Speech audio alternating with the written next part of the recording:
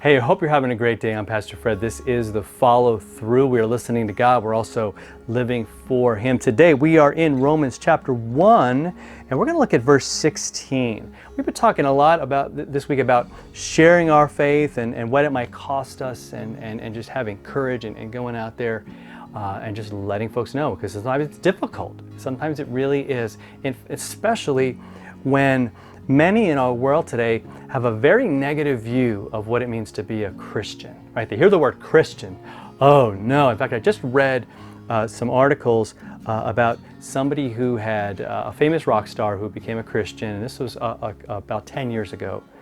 And I was reading some of the comments, and I was reading like some of the reactions to this well-known musician becoming a believer in Jesus and coming out and talking about it. And there's been a couple of them. And some people go, yes, like in the church, yeah, right? So there was a lot of that from Christians, obviously, who were celebrating it. But there were some who were kind of anti-church or anti-Christian, saying, man, not another one, right? Like we lost another one. And that should let us know right there, just as an aside, that there is this battle going on, there is this war.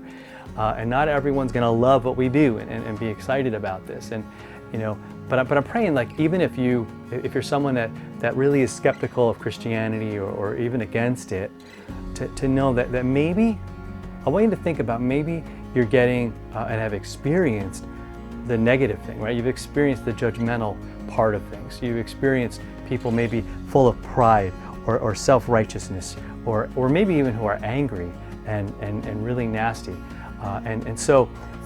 And I want you to know what happens is, for us Christians, sometimes that one might make us even ashamed of the gospel, because we think that that gospel is connected with the people who talk about it, and really there is that connection.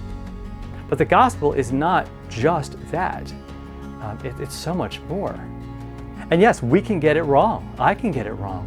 Sometimes I'll not listen as I should, or not be as clear as I should, or any of those things. But Paul says this, and I think this should be our statement. Say, hey, this is how I want to proceed, right? Romans 1:16. I am not ashamed of the gospel. Why? And here it's so important to grasp this. And again, it is the power of God for salvation. In other words, it's God's power to save us, to everyone who believes, to the Jew first and also to the Greek. So what he's saying is, it doesn't matter what ethnicity you are, what culture you're in, what language you speak, the color of your skin, right? Any of those things, your background, where you came from, how you grew up, the house you grew up in. He's saying, look, Jesus died for all, to save you. To save you. He doesn't just come to save a few who are from this specific culture or America or right? We often think that way, and I apologize to all those folks out there who have maybe experienced that brand of Christianity that's maybe more tied to a certain culture or everything. Paul is saying here, like, it goes well beyond that.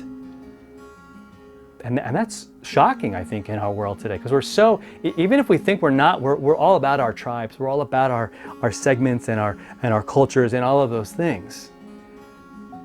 And Paul's saying, look, this is the power of salvation to just to those who believe. To believe that He died for you, to believe that He came for His people, or He came for the Jewish people. But that was never just the plan. It was always everyone.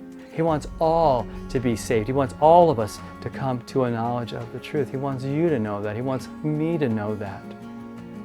And that it's not based on our track record. It's not based on our background, our pedigree, or any of those things. It's just based on His love and His mercy and His grace. That really says that even though all of us, listen, and all of us as humans, across the board, we've sinned, we have fallen short, none of us deserve this. None of us. It's all His love. A love I could never deserve. A love I don't merit. I could never earn it. It's a free gift from Jesus to me and Jesus to you. Right? So I pray that you embrace that and know that power in your life, no matter who you are, no matter where you're from. All right? I pray that is something that helps you today, and we'll see you next time for another follow-through.